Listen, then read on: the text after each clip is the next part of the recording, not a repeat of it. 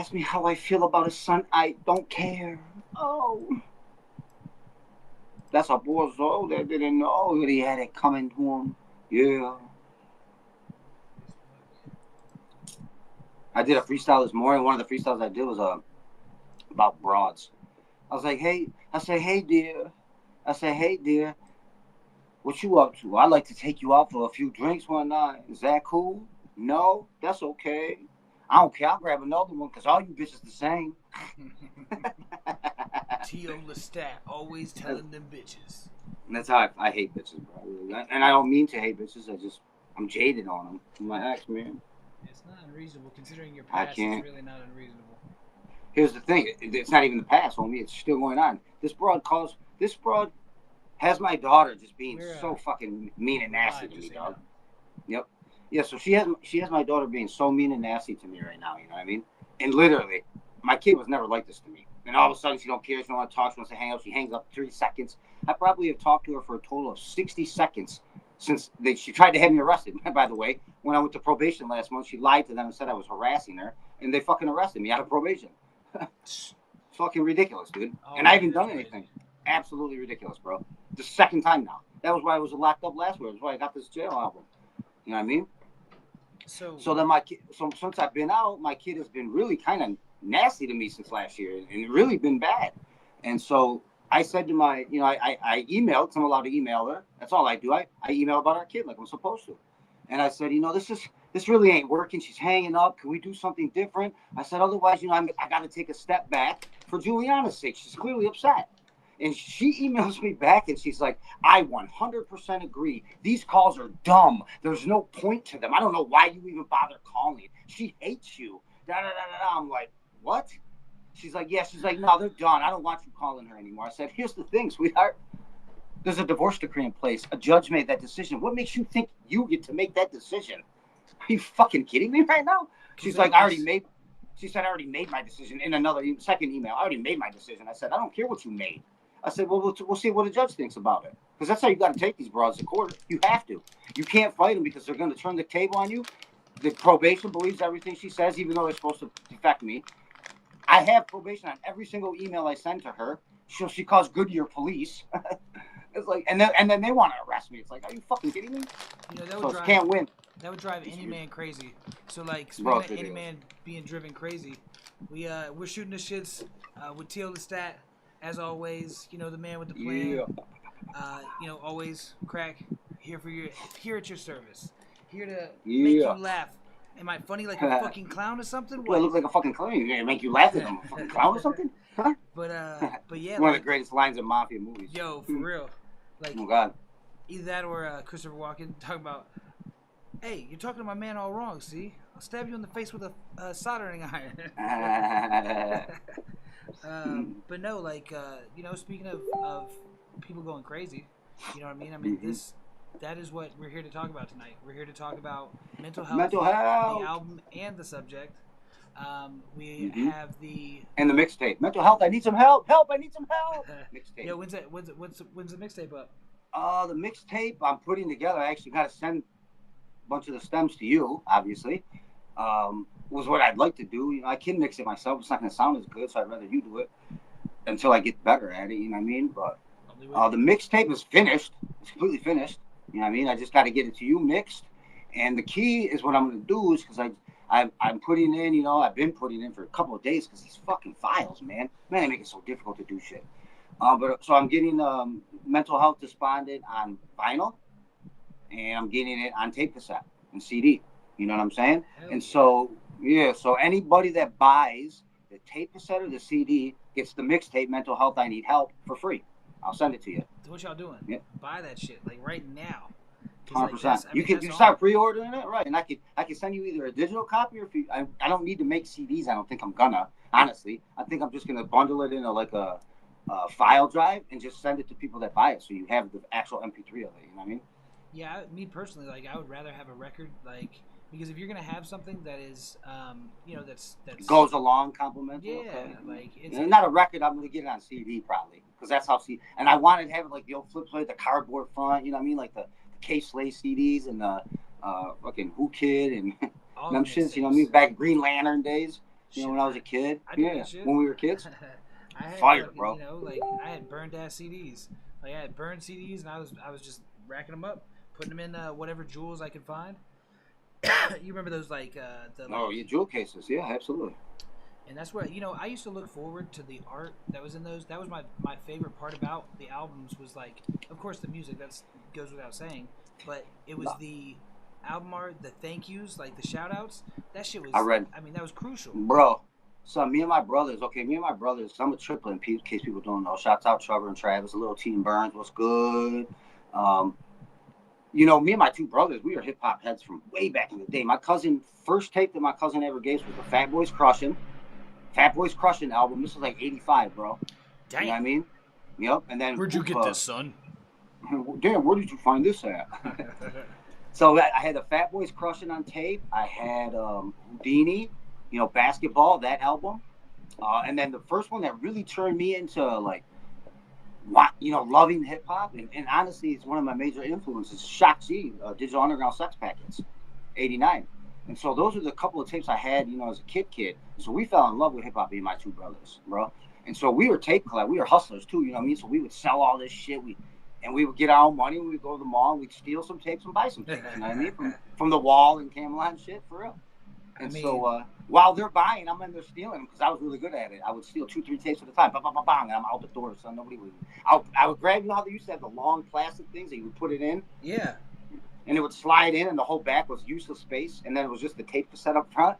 I'll just grab it, boom, 2 seconds. I had that shit in my pocket, son. That's what I was just wondering about that. Is like, how the fuck did you get out of there with them things? Because you're not gonna take them out of that like in the store. No, that has an alarm on it. That thing, I took the thing off in the store. I would be looking at the tape, and I would literally take it off the thing. I would like flip the top of it open, and boom, push the tops out, the 2 corners, boom, and the tape would just pop out, and I'd throw the fucking plastic thing like in the underneath or in the where the CD or records were, so they would sled down in it, so you couldn't see that something had been stolen. You know what I mean? And so they would do an inventory for real.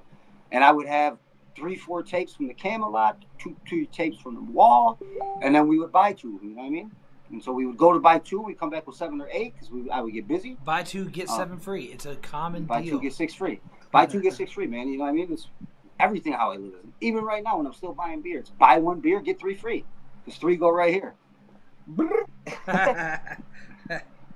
Dude, I hate to say that, but it's true. I'm not gonna lie. I would say that is how I would do it if I were going to do it. That's what I think you meant to say. No, I definitely do it. From every store I go to, it don't matter. And it's crazy, seriously, bro. Because I have to, man. I don't really got a lot of money, man. I'm still grinding from when I got out of jail, And then I'll tell you honestly, I was starting to get ahead. And then the probation thing last month, I missed 3 days of work because I went in and, speaking of mental health, I told the PO that was bringing me down to fucking the jail. I was like, man, fuck this. Fuck that kid of mine. I don't give a shit anymore. I'm done with her. She ain't my problem anymore. I don't give a fuck about that kid. I said, you know what, honestly, dude, I wish I would have fucking killed myself when I wanted to. Fucking 6 months ago, and the guy was like, wait, what did you just say? I was like, man, you heard me. I said, I wish I would have fucking done it. He's like, nah, you're gonna. I said, no, man, it don't matter. I said, I can go in here and find an easy way, because they're gonna put me in prison if they put me back in jail. Yeah. Because I'm violating the order 2 times in a year. I'm fucked. Because I haven't done it either time, but they don't give a shit. Money. They keep a light on for you in county jail, like they say. I mean, on probation especially. You know what I mean? I know for a fact that they, once you're in that system, they want to keep you in that system. I mean, it's just it's rigged, it's privatized, it's everything. Privatized. In Maricopa County is a county privatized county jails, bro. Like the county runs it, but a corporation owns it.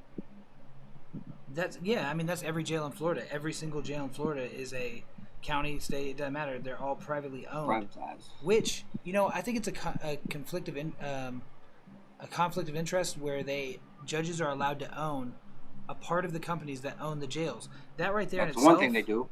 That's bullshit. That's literally, you've compromised yourself. They're supposed to have that the moral and ethical codes. Yeah. Nah. And here's the thing people don't realize is that okay, so this has to do really with hip hop music, since we're on the topic always of hip hop in this shit. So prior to like NWA's shit, you had the Ghetto Boys, but their first shit wasn't too gangster, gripping on the other level and shit like that. It was still hardcore, but it wasn't gangster rap, right? Right. Because gangster rap really I attribute to the Ghetto Boys, Brad Jordan, Scarface, fucking Bushwick Bill. Really, they're the first gangster rap group to come out, and then the NWA comes out. That's fact. But when they pushed out NWA, we go from conscious hip hop, right, or like real fucking life type shit. They're not talking about killing each other, drug dealing, and pimp. Wasn't none of that when I was a kid, man. Digital Underground's a great example of that. SHxxTin never spoke or spit about hurting people at all, bro. And his albums were fucking dope, dude. Some of the dopest hip hop you'll ever hear.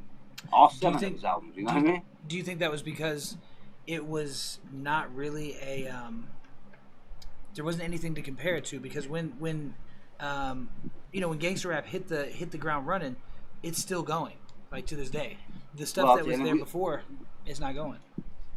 No, there's no more conscious hip hop. I mean, I spit kind of conscious hip hop in a sense, you know what I mean? Because I talk about real life shit. I've never talked about killing somebody in a song ever in any of my songs. And any of the 200 I've recorded, or fucking 75 I've written more, or the 200 I'm still currently writing. You know what I mean? Like, seriously, I don't talk about killing people. I talk about shit that I do. You know, I steal from beer, so I talk about stealing beer. You know what I mean? I really don't recall you saying anything about killing people.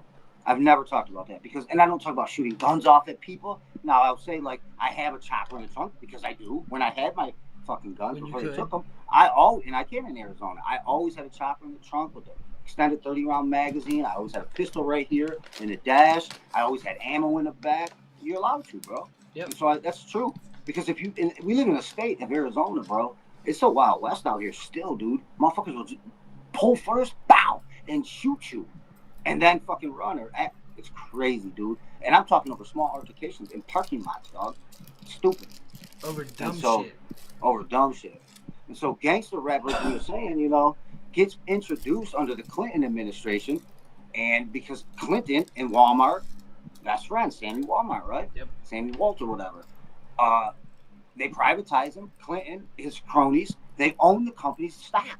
They own mad stock in these companies, and I can't remember the exact name, but it may come to me. Wait, they put hold these. On. Is it under Clinton or Bush?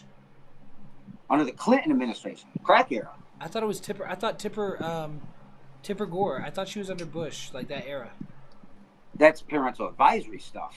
Right, but that's when they started coming after and started really, you know, like they started coming after gangster rap. Yeah. I'm talking about when gangster rap was introduced, prisons were privatized because the companies that own the privatized prisons are also owners and stockholders in fucking the Warner Group, the music company. They're crisscrossing each other. Yes. You know what I'm saying? And so Clinton is big in this. Walmart is huge in it because people don't realize this. Fucking think how many prisons, state prisons and federal prisons, they make stuff. And where does it be sold at? Walmart. It's free slave labor. Shit. So the more people you throw in, they used to have in Arizona pay per day. $38 a day that you were in there, you got to pay the state. Yeah, we still do. What? You have that? Yeah, Florida has that still. You pay That's to absurd, go. Bro. Yeah, you so pay to go. That right there shows it's a money making system. Seriously. They already know it. We know it. Everybody knows it. If you're paying attention. We shouldn't be incarcerating people to make money off them. Only the rawest of raw should be in prison, bro. Weed, even drugs should not go to prison. I'm sorry, man. Like, drugs, if you're selling drugs, you should go to a correctional facility, but not a prison.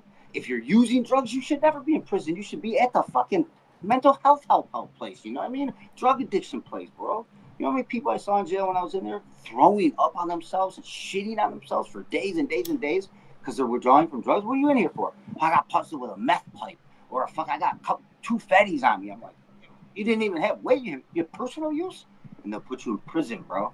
It's fucking stupid. I'm gonna throw 2 personal stories out there. One, one was the. Actually, I'm just gonna do the one because it's more pressing. So I had So over this weekend, I went and did that punk festival. And, I remember. You know, the second day I was there, I got a text message. I'm not going to say his name or anything because, you know, his family's very sensitive. Don't call people out by names. Yeah. Yeah. Well, I mean, so I had a friend that went out there and went to jail out there you know. And where was the festival? Oh no, I'm talking about out there where you're at. In Oh, Arizona. AZ. It's not a jail. You want to. Here's the thing with jail, and I'll stop you there. You come to Arizona on vacation, you leave on probation. He even knew because he was on probation when he came here in the first place to Florida, and you know he had to clear the process and get it moved over here. He finally got through it. Went back to Arizona. Interstate commerce is expensive. Well, he had been to a rehab quite a few times, and that's what we really bonded on was like being an accountability partner, like going, hey man, like fucking, like trying to keep my nose clean, trying to keep him in line. It worked because it was like let's do positive, let's do positive shit. And so he goes out there, and he ends up. He was going out there for solars, the people that are selling solar. He's gonna go try and jump on. Yeah. Super money. Yeah. You can own your own company. You making $100,000 in a fucking month out here doing that shit, bro. Easily. Real. And that's what they were saying and they were gonna give him his own team and his own section, his own area, and then he was gonna take that, set it up, and was going to come back to Florida because we do solar here too. So that was the idea. He drives all the way out there. I saw him on his way. Like we met in. I remember the kid. You was looking for him. You asked me to look for him or ask about him when I was inside. I did. I couldn't find him, but I remember you were here. You were looking for him and shit. So yeah. So what did he go to jail for? He went there to work. Yeah. The very first day he got there, his the guy that he was supposed to go there to meet, like to one of his old school friends, that morning, that friend had his wife told him they don't want to be together. It's a divorce time. She's moving out. All this stuff. So the friend goes, "Yeah, I can't host you here." He's like, "Yo, I already returned the rental car, and I got my big. He had a fucking not a Great Dane, but a Cane Corso, fucking huge, beautiful dog. He's got that. And he's got like 4 bags full of shit. So he's like, he's trying to get around with that. And the friend's like, "Yo, look, I can get you a ride to like a hotel or something." He's like, "Bro, I'm supposed to be staying here. Like, you know how much the hotels are. Like, what?" He's like, "Yo." Well, I be getting when I was homeless. I was going. I was staying in the hotels for $28 to $32 a day. Where? Cheap. Yeah. When I got my first job again, when I was working at the car lot at Western Towing there, fucking assholes. Shots out, you fucking pieces of shit. I hate all you. You guys are scumbags. These guys are scumbags too. They are scumbags. They do some scumbag shit. Anyone listening in Phoenix, if your car goes to Western Towing, I guarantee you, there are a lot of tenants are stealing shit from your cars. I seen them doing it, and I call them out on it. You know what I mean? Yeah, which you're supposed to do. Yeah, it's terrible. Yeah, it's terrible, bro. So, you just don't steal from people that are in the mix. You don't steal from people. Steal from corporations all day. I don't give a fuck. Exactly. I don't have that companies, corporations, exactly. I don't mind stealing beer because it's fucking the store. I'm not gonna say it just in case somebody sees it. But it's the store. It's not my friend. Some people may. But some people might steal from stores, located right down the block from my house. I've heard people steal from stores. You know what I mean? So he went out there. The friend, pretty much was like, "You're high and dry. You got a big ass dog and lots of bags and no money to really get around." So he's like, "Fuck." So he tried to reach out to his mom and stuff, and they weren't gonna help him because like. He's got a pass. He's been to rehab 4 fucking times. So like, we're not gonna send you hundreds of dollars. Like, it's not. I don't really blame him. You know what I mean? I don't. No. And then what happens though is he ends up going to jail because, evidently the friend, ended up handing him a bag, just a fucking bag of nothing but blues, fucking perks, fucking everything. Perks are okay. I like Percocets. But you know how much? Yeah, you know how much. That's no good, bro. Oxys and shit. Oxys, I will still eat. If they're real oxys, if they're cut oxys, no, I don't want that shit. Exactly, and no way to tell when you got a fucking bag of all these different random pills. I'm gonna bet that all of it is like, but so and he wasn't scared of that stuff, and that was a problem. So he ended up eating that, and then getting on the shore, on the street. Like he was immediately just on the street and walking around. Nasty street to be on too, boy. That's what I'm saying. And he got arrested. When he got arrested, they did something with the dog. No idea. He didn't know. He was passed out. Dog was gone. Probably put it down. Nah, hell no. That dog's too, like, anybody that's seen that, they would have been like, yes. Doesn't matter. They taking Arizona, when they taking them type of dogs, if they take them to the pound and shit, they don't even put them up to put on adoption. Pit bulls, Rottweilers, Dobermans, Cane Corsos, they put them immediately to sleep. Kill them immediately. Bro, don't tell me that shit. I swear to God, they do. It's a kill order state because they don't want to put it out to people because of you're getting it from the street or so. It could be some fucking crazy. So they fucking kill it. That's how they treat. You know, I fought breed-specific legislation in New York State against, you know, breed-specific against pits. I bred them for a long time. Me and Aaron Leeper. That dude, that fucks me up because I saw that dog get Fucked raised up, as a man. puppy and get all the way full grown, and then that's when he goes out there and like that was his baby, like that was his thing, and then ends up he ends up going to jail. He's in there for 6 months. He got hit with not breaking and entering, but not loitering, but when you're sleeping in somebody else's property, essentially.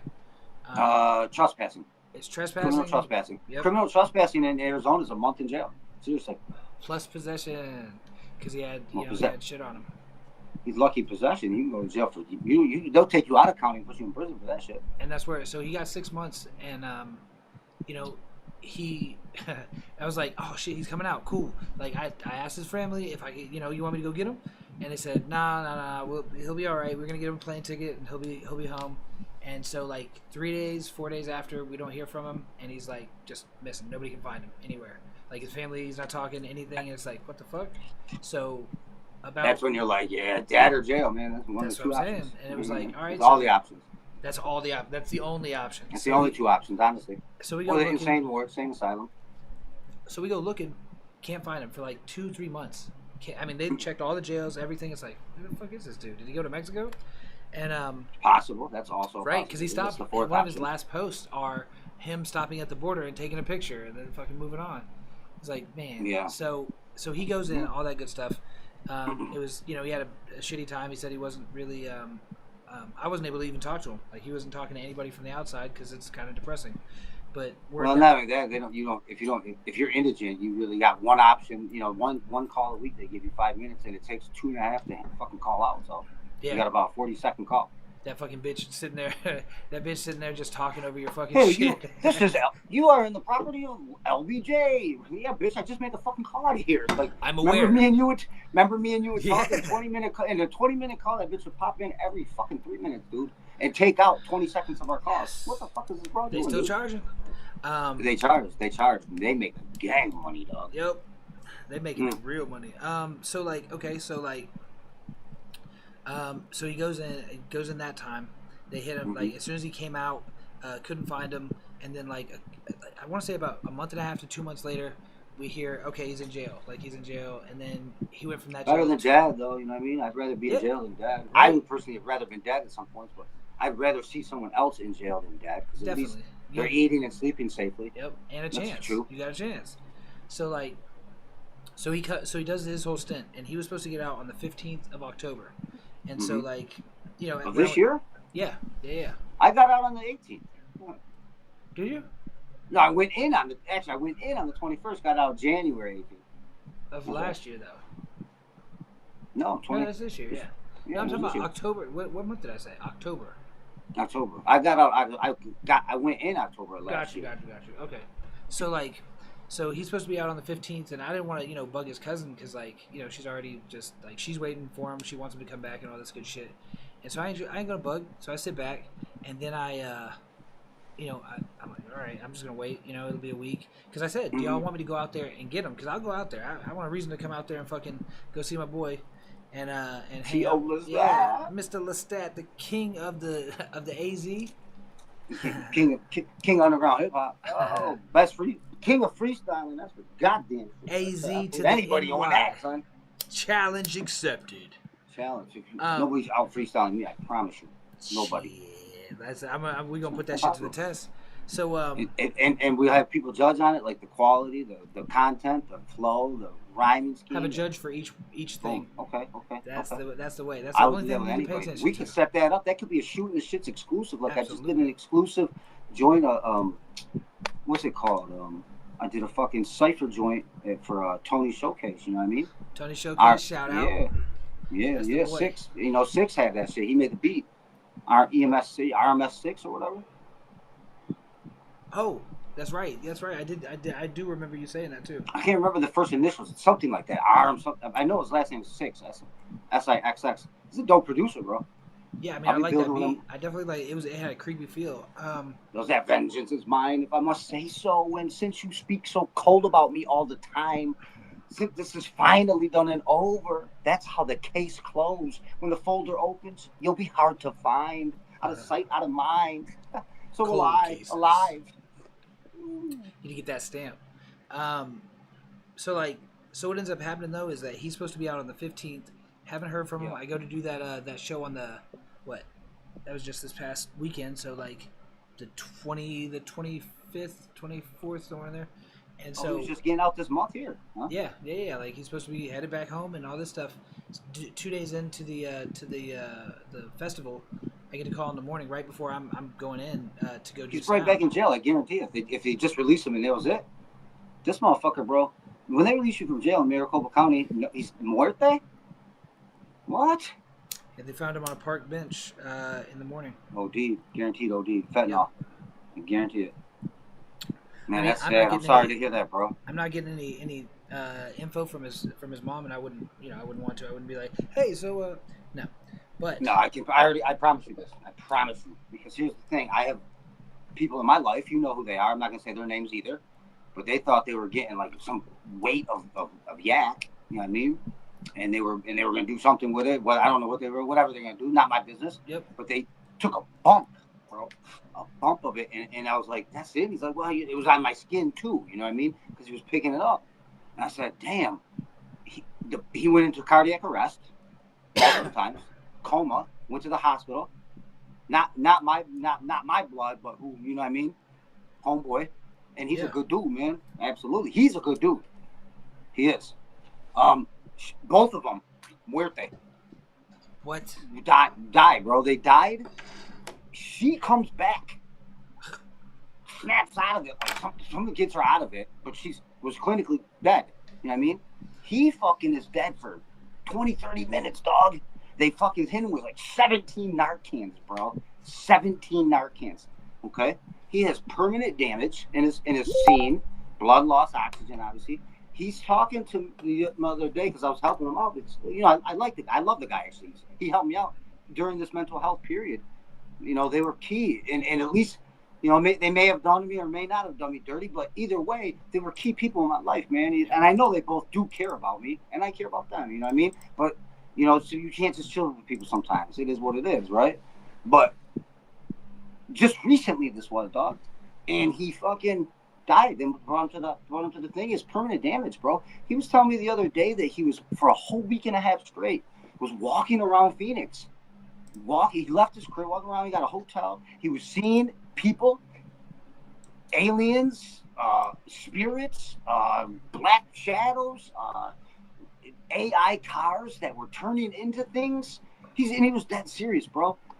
And I believe it. He's either seeing the otherly world that we live amongst in the ether, because you know there's right now this interview is going on 1,000,000 times. You know what I mean? Seriously, yeah. And we're so closely, like paper thin together. So it's so close, bro, that my motion could set me into the next dimension, and I don't even know I'm there now. Boom, and my other consciousness is back there, and now I'm in this one. You know what I mean? And we're in this one talking. That's how that shit works, bro. Well, I do have a theory. I do believe that. You know what I mean? I believe that because they're so close. It's like paper thin. So there's in this space right here. There's fucking 1 billion of them, and they go from one side to the other. This is just the dimension I'm in. This is the exact parameter where I'm in this dimension. Because then one dimensional, you know, one fucking centimeter or whatever over to the left off, now I'm in another dimension. Because it's already taking that space. You know what I mean? But see that part right there. That's the part that trips me the fuck out every time. Is trying to perceive that other, like, the realities and how it actually works. Because we're not designed to actually perceive that. We're not designed to even really think about it. Well, we are designed to think about it. You're absolutely right. We're designed. We're put into this matrix, I believe, as you know, at some point in our soul, because our soul is what we're talking about here, right? Our soul is the one guiding this individual being, me. You know what I mean? And it's either one of three phases of its existence. It's freshly in this matrix because it wanted to come, and all did want to come to experience this, whatever, because we're God. You know what I mean?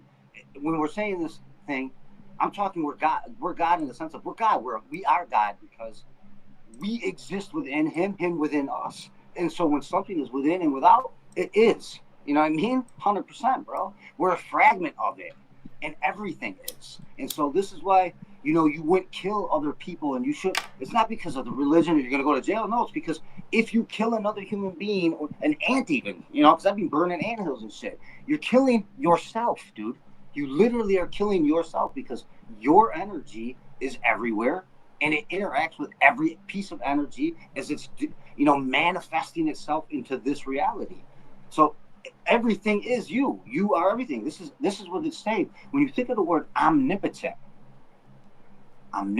is everywhere, all the time, always. That's what that means, bro. Omnipotent. Yeah. Everywhere, all the time, always, bro. But so if you're everywhere, all the time, always, you're everything too. Well, that goes back to everything. That goes back to Buddha. He just didn't experience it all at once. That's the difference between us and technology and or the energetic realm. Like, because the energetic realm, energy itself moves through those dimensions very easily. It's breaking the rules all the time. It has to go back and forth.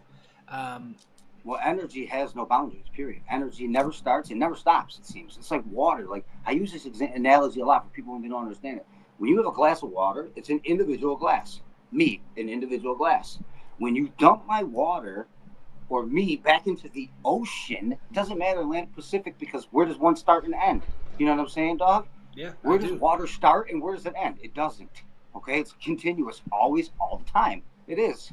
And so when you dump my glass of water, which was a great individual glass, back into the ocean, one, you don't know me anymore because now I am the ocean. You understand? Because when it becomes part of the glass of water, the water doesn't separate itself from the rest of the water. You know what I mean, son? And so it becomes the whole water. So it can feel that water that was in my glass individually, never touching the ocean in its life, and never would if I drank it, right? If it goes to the ocean, now it's experiencing every single island, landmass, fish, everything at the same time. Because it is one thing, right? Well, you get the Think chance. of it that way. You get a chance to Think of it that way. experience all that. Well, you're going to be experiencing that because there is no start or end of your flow. So you as an individual glass are dissipated into the rest of the energy, water. And so where does your glass start and end when it's dumped back into the ocean?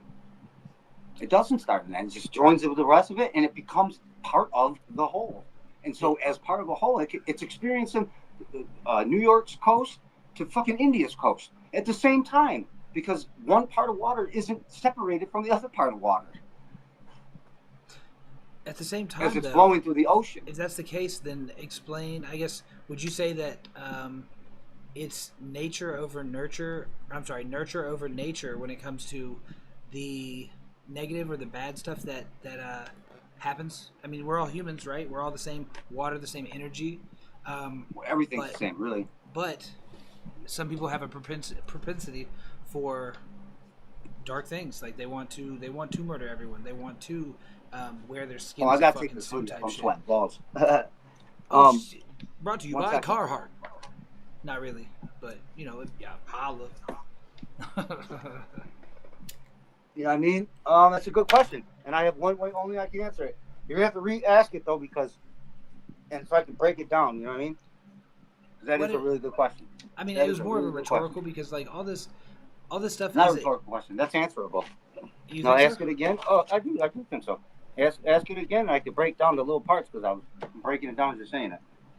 So, if we're all one and we are all part of the same water or energy in the end and before, current, and after, if we're all part of one, how do some people that are the same energy have the propensity for dark and evil things? Okay, so here's the thing. Darkness and light, same situation. Darkness is light. Light is darkness, opposite ends of the spectrum. So it's not separate from each other. Misconception is that good and evil are two different things. They're not. Again, it's an energy flow. On one end is good and other end is bad, but one moves into the other, moves back into the other. Dark to light, light to dark. It's the same thing. It's just different ends of the same spectrum, because Out of darkness, comes light. I argue a lot about that exact thing where it's I talk about gray. Like there's no such thing as black or white. It's all gray. There isn't. There is no such thing as gray. There's black and white in the sense of because think, and this is how the second part of it. In nature, you're asking, right? Is it nature versus nurture? Well, nature is the ultimate decider of everything. Nature is God. You know, the energy that drives nature. Because what is nature? Nature doesn't give you a second chance. You sink or you swim, you fall or you fly, you live or you die. You don't get a second chance, and you don't come back. You know what I mean? So that's it. You don't have a mulligan, or you could try a pat on the back, you almost made it type of shit. If you don't make it, you die. If you do make it, you survive. That's nature. You live or die. That's it. And so nature doesn't give a fuck. Nature is going to continue moving forward, changing everything that it comes encounter with. Just because nature comes through and changes it doesn't mean it's not the earth, one forest to the next. You know, it's still the earth. It's just that part of it's dead because it's nature took it back. And so that to me, birth and death is the same thing. You know what I mean? Because it's just like almost like running over the thing, right? So here's this side of the camera, like when you're seeing left to right here, look at this is birth, right? Yeah. Here's my hand's birth. I can't actually see your hand. You can't see my hand? No, when you went that way, when you were like out here. Oh, see, it's way out of my shit right here. Yeah. So here's birth, boom, to death, boom. Yeah. Same thing. When did it switch? Where did it switch at? And where did it go to? Before and after? We have no idea. None but of that exists. It's on the same track though. None of that even exists. The only thing that exists is right now, because that in the past it already happened. It's already locked in. The thing in the future is it's already done happened. Too, bro. It hasn't happened. If you're talking about on the total scale, yes, it has happened. But it's already happened. Everything's already happened. We are living simultaneously, past, present, future.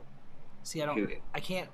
That's how a computer views this life, because although they have date timestamps and so on, they know how long something's passed. It doesn't feel like it. They have full access to all those memories in full at every moment. So exactly. Like the technological. And I agree with that, because the truth of the matter is, bro, is think of it. I'm sitting in this space and time. Okay, space and time matter, because as I move through space, time goes by. That's the past. So you're living in it because you're stepping out of the past. You're never in the present. You're only in the present. No, you're not, because you're always moving forward. So you're always to the future. You're always living in the future. You're looking to. Think about it. But you can only exist in one space at a time. And you're existing, and every choice that you could make, you could have gone left, right, so on. That's different choices and universes that are occurring at that time, and they all just close off. They fold up as you walk this path. So you're in that present. It's not present, because the present is how long? Then you're really then in the future. Think about it. You're residually in the present. If it's constantly this, you're constantly in the past. This, you're constantly in the present. You're constantly in the future. See, so you can't look at. I know, but look at the time though. The only thing that bothers me about that is the time a year. No, a year ago and a year ahead. Those two things. This is not happened. That definitely is locked in. That is locked in because it happened. That is not locked in. The future's already happened too, because you are already existing in there. You are already living there. You are. I am too. We all are. Manifest destiny. We're still in the past too, and we're in the present, Joe. Because what I think this is my just personal kind of from the data and psychedelics, because all these play a factor, bro. You know it as well as I do. Research and living the experience. Exploring it on a deeper level with the psychedelics or meditation, you know what I mean, and shit like that. Bro, we are, if you think about it, our soul, whatever it is, I've said this before, it's like, I had a fucking vision once that it was like, I saw myself, right? Not me, Todd Pitts, because that's just my name. The sound is what? Vibration. It means something. It can't be changed. Your name is your name in China, Japan, India, and America. No one's calling you Chris York here. No one's calling you Cracker Rican here. I bet say nobody calls me that shit here. And then when you go to China, they're not saying, they're not changing how Cracker Rican sounds, because that very tone is what designates that designation. It's Correct? funny you say that. Can't be changed. Can't be changed. It's funny that you say that because that's the same concept as think about Prince. Prince was Prince until he was the artist formerly known as Prince. Symbol. So those hieroglyphs, that's what your brand, every brand for, this is just for independent artists, if anybody's listening, going throughout the gyms. But if it's not even ours, this is deeper than that. But go with it. But that's what it is. It's the same thing.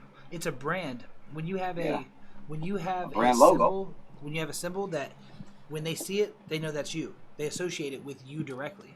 And so when they're associating that with you, that's the most current you.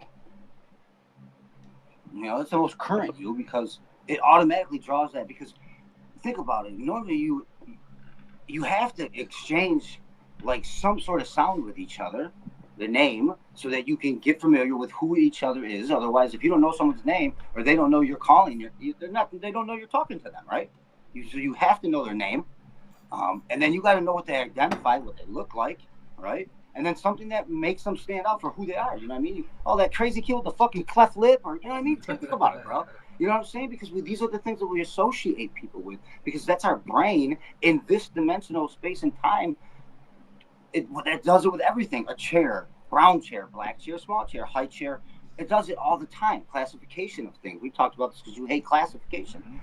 You know, but it's necessary because that's how the computer decodes the information. It has to have a classification. If you're trying to live in the Matrix, then everything will have a classification. Well, here's the thing. And outside the Matrix, we do live in both. Well, we don't. We are in the Matrix. But to understand this like this, I picked this glass up. But in reality, this bottle of beer is me. It is me. It's an extension of me. Yes. Everything is an extension of me, is an extension of you. Yes. So if everything is an extension of me and everything is an extension of you, then aren't we the same? Yes, you are me. And every kindness I pay upon you, I pay upon myself. And that's a real thing and a real concept that I'm not even talking about that concept of doing something. If everything is a reflection of you, right? Which is I'm just really saying what that it is. you doing a service for yourself is what I mean. It's like if you Right. if everybody saw it as that and they were like, hey, I'm gonna hook you up. You know what? Because like, hey, you're me. Like every single time. Bro, I love that you brought this up because bringing it back to the original thing we were talking about, right? How some people do good, some people do bad. Mm-hmm. Because beings in general are either they're not good and bad because that's a fucking human construct. Yes. There's only classification. There's love and there's evil. That's it. There's love and there's evil. That's the energies that exist. Even evils are hard to. That's hard to quantify There because is? like. You know, what is that old saying about you could be the gas know. chamber attendant or you could be the reverend? That's not evil. It's a job. It's a job. You're playing a job. We're playing your role in the Matrix. Some people will. That's what you're this time around. And some people are the person pulling the lever, and some people fucking start screaming against. You get your chance to be all of them. Yeah, you will if you pay attention to yourself. Yeah. You'll come back and do all of it. I guarantee you it. All right. Well, let's come back and do this. So good and evil. You're thinking about it, right? So. Service to self is evil. When you take and give to you and don't concern yourself with other people, you're service to self being. Yep. And then there's service to others, right? That's when you take from the community, you put into the community, so the community grows. Therefore, if the community grows and you grow, we all grow. Community mindset, your service to self, I only care about me. Those are evil people. That's truly what an evil person is. It's not someone that does this or that. Not even it's selfish, yes. Because it's not even selfish, it's beyond selfish. It's like, I'm taking, knowing that everybody else is taking and giving. That's how the system runs. Have you met? If everybody took and no one gave, there'd be nothing for anyone to take. Have you met police officers, government, of any kind? Like, you know, we have the people, corporation, any leader. What was it? It was the CEO of the top 500 companies. It was 95% of them ended up, if you did a psychological profile, they would be psychopaths or sociopaths. I'm sure they all are. They're narcissistic and sociopathic. Yep. That's what these people are. Because when you're service to yourself, you don't give a fuck about anything. You are literally saying, I know that I am expected to put in, because if I don't put my fair share in, someone else is going to go without. I'm taking other people's shit. People that are good people, that are love and care. This is Christ consciousness. This is what Christ really was, right? helping people, right? Empathy, fucking giving, loving, good qualities, Christ consciousness, service to others. Because when you give, you get back in abundance. When you take, there's nothing left. You see what I'm saying? That's good and evil. That's actually a pretty good definition for good and evil, because, like I told you, we're gonna get into that another time. But the book, Lucifer's Principle by Howard Bloom, that one covers that subject so well. That the concept is that there's no such thing as evil. It's really just Mother Nature. It's another sculpting tool for humanity over time. Survival. So not even survival, for Mother Nature to survive. It's a thing. Like, it's just a thing that exists naturally without being. It doesn't have to be evil. Like, if a if a shark eats a baby seal, like, no, we didn't want evil. That. He's hungry. He's to eat. He's to survive. Saying. It's exactly my point, bro. It's like we as humans, and I learned this from a really cool cat when I first became not homeless anymore. I moved into, I was with them Haitian dudes. You know what I mean? And the one dude, my guy was a voodoo priest, bro. Like, for real, voodoo priest, Haitian voodoo priest. You know what I mean? And I'm like, voodoo, that's bad. And he broke this concept, what we're talking about right now, down so much, bro, that I had an epiphany in my understanding of reality. And I'm a pretty intellectual dude. I do a tremendous amount of research. I never speak on shit I don't know or have some fucking great generalization for that I can give you information to go look yourself up or give the sources, right? This kid blew my mind, son. Yeah. Blew my mind. It happens. It happens. It is, bro. And then I needed it. I needed it because, I'm not a Christian by any means. I'm Christ consciousness. That's my thing. But I'm also, I do bad things too, bro. I steal. Life goes on, right? This is the survival tools of people. Is it bad for someone to steal food if they have no money, no job, they're homeless because they got out of jail and they had no bus pass? All their shit was gone when they got back to their spot, and where are they going to go from there? There's a lot of times.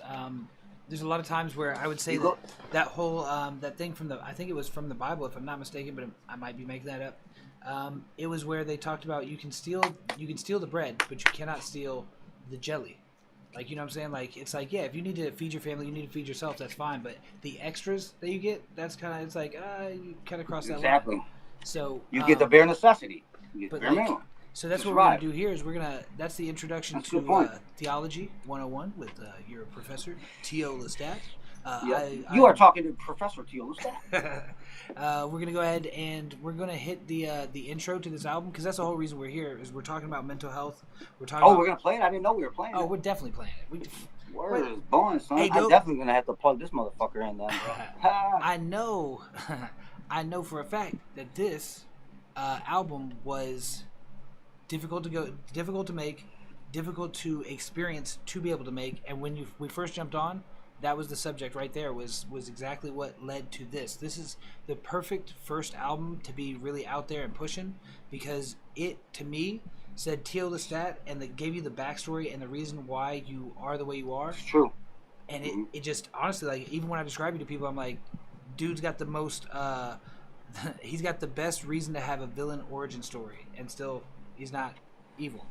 So, and I am. It's funny you say it, because in that Tony, I told you I did a couple freestyles for Tony's showcase. Yeah. I say something like, I don't know how, because I don't remember any of my rhymes, and obviously it's a freestyle, so I definitely don't remember it. But I said something like, you want me to become that superhero or a super fucking villain? I will become that evil man you created back then. You know what I mean? And that's facts, bro. That shit needs to be on the intro. So I'm gonna play this intro, and then we're gonna run in. I could have sent it to you. Well, you probably already have it. It's probably in the jump drive. It's probably in our drives. It's already in the drive. That there? No, it's Why You Mad? Tell them why you mad. All right, we got T.O. Lestat. We're here in the intro. Damn, man, where's this? Yep, shouts out to my brother Burns. Early and shit. Not even ready. Shouts out to your son. Oh, shit, Burns is calling. What did he want? Little Jaden. This is my first single, by the way.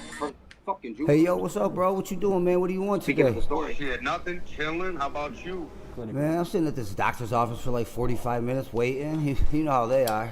Doctor? Well, I mean, you guys are right. I mean, it's May. It's Mental Health Month. I definitely need to get back in and talk with this shrink, kind of clear my head a little bit, get focused again, you know? That's good shit, brother. I'm proud of you. Man, That's how I my appreciate brother you, really man. I is too, appreciate bro. you and Lil T not quitting on me, bro, and Ames and everybody, man. I appreciate you guys, for real. Yeah, so I think they're calling me.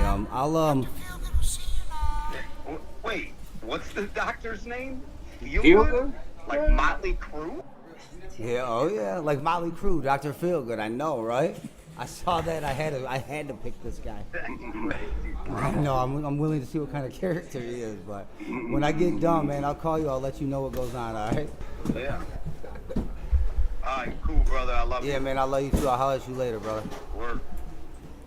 Yo, did you just say Todd, dude? Todd, dude? You know What it's the fuck? Teal the Stat, man. No, it's Let's see what the fucking hell's up with this, man. Can I help you? Yeah, you said Todd? Oh. Yes? It's not Todd. No, it's the Stat, bitch. Teal the Stat, that That is. is. That's great. Dr. Unsure Taylor, see you between the now. two characters. All right, and that's for Teal the Stat, right? Teal the Stat. Yeah. Right this way. Dr. Sealgood is the third door on the left. Thank you. Feel good. Alright. One of our favorite albums. I told you we had tapes. We had Motley Crue, Dr. Feelgood Doc, you tapes. in there? Dr. Favorite Feelgood? tapes. That's just It's down. Teal the Stat. Enjoy your visit. Come on in. Have a seat. What'd that bitch say? Okay. I love that shit. I like that we opened Despondent with Hard Times too. That's what was missing from the first one. That's why I had to release the Despondent. Yo, that's It and wasn't this, the complete picture. Wasn't the complete picture. and not only that, but honestly, like Hard Times. I mean, it not only belongs. It is a necessity. That is one of my favorite tracks. I mean, I say that, but I love all the tracks on this whole album because it does. It tells a story, and that's what I think a lot of hip hop is missing is the ability to stay on point, not talk about the same thing over and over again, and then also at the same time, let's go ahead and tell a story. Let's tell something that, in your case, it really happened. In this case, And you're I'll also tell you being- about Hard Times in a minute. I was gonna say let's listen to the track. And Well, let me break it down for you first. Oh, you want to go because- first? Okay. Oh, you want to break it down after? Yeah, because like I think that it's without Okay. context. So like Got you. I will say that it yeah. takes- I like this. it takes a certain type of individual to be able to be this vulnerable in a song in any art form, and really True. just True. be out there and put it all on. I mean, really just put it all out there for people to go, oh, but you know what? Honestly, that's where you get the most like community Real art, in my opinion. Well, bro. yeah, that's the only way to get real art. But like, Dude, I it's mean, downtimes. in the sense of like, people can relate to that. They know the feeling of being on hard times. They know the feeling of just mental health issues. So like, A lot of people do. A lot of people don't make it through them, and especially like you constantly tell a stat. 48%, son. That's what my boy in Indian Nation called me. Stat. You know, that's what he called me. Stat. You know, I The like that shit. stats. But the statistic really is about 48% of men that go through the divorce that I went through, where it's fabricated and built on lies and it's bought. To lose everything, the amount of money I lost. Most people don't even make it a fucking lifetime. I'm out over 600 grand, bro, between my house, gold, guns, ammo, everything. I can't even. Thrift stores. I mean, fucking so much shit, bro. I can't even explain. But so around $600,000 out because of this alienation from a kid. So this is three things. These are three separate things normally that fucking are problems for people. Not all three at once for most people, for real. And so there it is. I go from fucking. I go from the dude like you could be, and I tell this story too. You could be driving down the fucking freeway, get off on the ramp, and there's a bum asking for money, and you have so much in your pocket, because I was like this, I'll give him a 50, 20, 100, you know what I mean? I had crazy money back in the pocket back in the day, son, 3 years ago. Crazy money. I'll give the dude $100, and just like that, you could be the dude fucking asking for that $100, bro, or even 50 fucking cents, a quarter, a nickel, anything. When you have nothing, and somebody even gives you a penny, you're like, my word, yeah, you're fucking excited about it, bro. Yeah, because like we take True. for granted every single day the good times, not the hard times, Fact. the good times. Yeah. Because we're never Exactly. thinking about the era when it's all going good. We're never thinking about the era and like, yo, it's been a really good fucking 10 years. Holy shit, that's a good run. Yeah. And then one day, it's all Bang, gone. not even one day, one fucking second. Bang. Everything gone. flips upside down. and it's that easy for anybody. And then what happens? And then what happens is you chase that. You're trying to chase. You want to go back to? I chased it for a long time. I wanted my old life back. I wanted my wife back. I wanted my fucking kid back. I still want my fucking kid back. You know, that's what my Freestyle and Tony shit is about. It's a dope track. And so, you know what I mean? This alienation is a terrible thing. It's a fucking atrocity. It's absolute atrocity. It's fucking abuse. You know what I mean? But that's another topic. That's another topic. It's not another so topic because it plays into it. But here's the thing. It is the main number one thing why I was in this mindset that I was in, bro. Because, you know, it wasn't drugs and alcohol. Because I've used drugs and alcohol my whole fucking life. I was working, like, in my own business, doing mad fucking shit, bro. Crypto, Bitcoin, selling guns, buying. I was in the so much shit. Thrift store, fucking clothing line. I was starting Armed and Educated clothing line. Carpenter. I'm a carpenter, master carpenter. You know what I mean? So, and I even did tutoring for people and shit, because I was making money doing that. So I was making a gang of money doing a lot of things because I got a lot of skill sets. You know what I mean? Here's the thing now. I can't use any of them. I'm not even fucking hireable. I can't use my master's degree in teaching. Not as a dangerous classification. Yeah. Not gonna ever happen. I can't even. Most companies don't want you. When they pull your fucking record, they're like, wait, it wasn't even just that. Rat, I mean, you went. You were going through like when we came for the when you had recorded the. When I first met you. The suicide session. Oh, when I recorded the suicide session. Yeah, that's a whole. I was running. You were still going through it though. That's what I'm saying. Like you were still in the throes of that.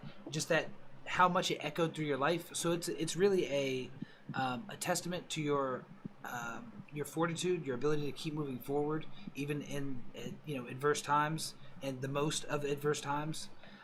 You not only that, but I was scared, man. R.I.P. You remember I was at your house. My mom had passed away. Here's the thing. Made it so that I couldn't go to my mother's fucking funeral. Like, what kind of probation? What kind of person tells another person you're not allowed to go to your fucking mom? I had the ticket already bought, and the place was going. I was there, dude. Like, they wouldn't let me go help when my siblings, which is another terrible thing.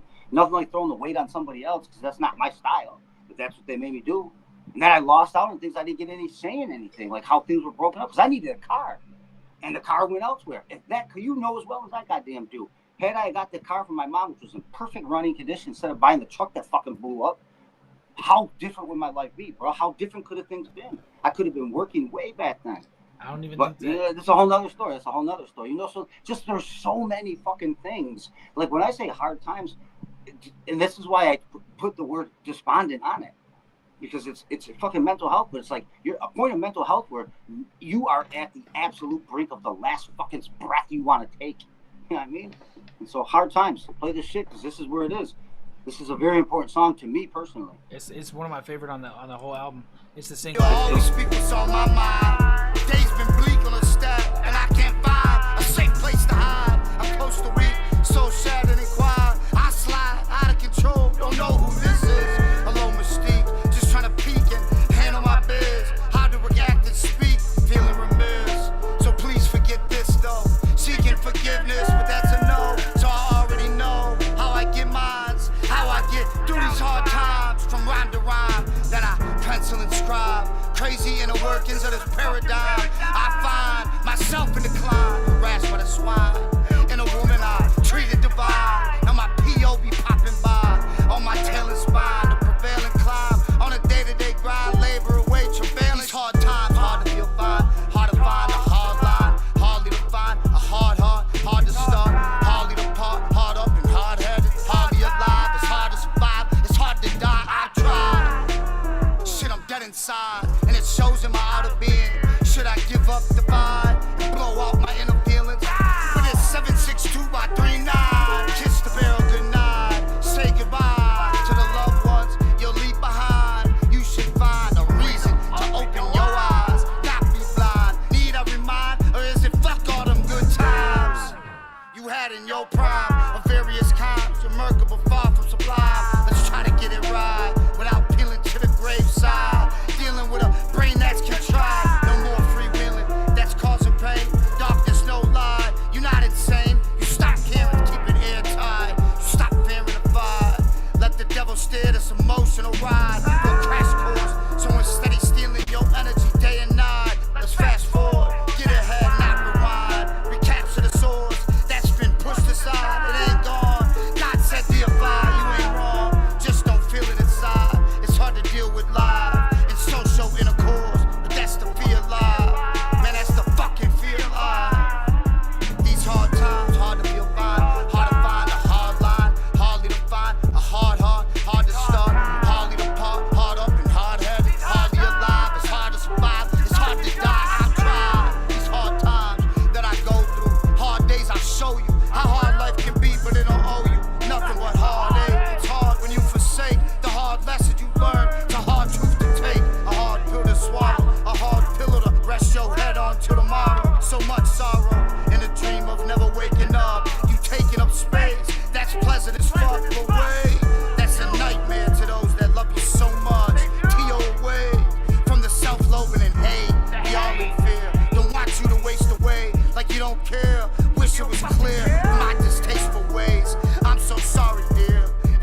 taste stays. Now you know where page from page comes from the rage, released in 5 rage. And these hard times suffocate. These hard times, hard to feel fine, hard to find a hard line, hardly to find a hard heart, hard to start, hardly to part, hard up and hard, hardly alive. It's hard to survive, it's hard to die. Hard times, hard to feel fine, hard to find a hard line, hardly to find a hard heart, I love that hard to shit. start, hardly to part, hard up and hard headed, hardly alive. It's hard to survive, it's hard to die. I've tried.